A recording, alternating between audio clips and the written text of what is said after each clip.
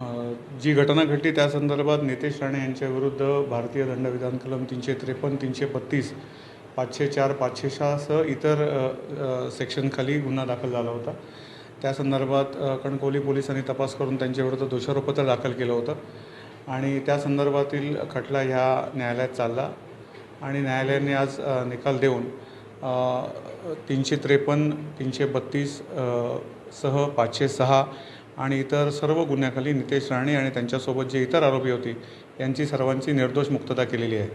परंतु हे करत असताना न्यायालयाने भारतीय दंडविधान कलम 504 अन्वये नितेश राणे यांना 1 महिन्याची शिक्षा आणि 1 लाख रुपये दंड असा दंड ठोठावलेला आहे। 504 म्हणजे एखाद्या पब्लिक प्लेसमध्ये इन्सल्ट करून उद्युक्त करणे, लॉ अँड ऑर्डर सिच्युएशन निर्माण करणे अशा सेक्शनखाली त्यांना शिक्षा झालेली आहे आणि ती 1 महिन्याची शिक्षा आहे। परंतु न्यायालयामध्ये आम्ही लगेचच अर्ज केला आणि न्यायालयाने त्याला स्थगिती दिलेली आहे आणि त्याच्याविरुद्ध पुढील योग्य ती कायदेशीर कारवाई आम्ही लवकरच करू।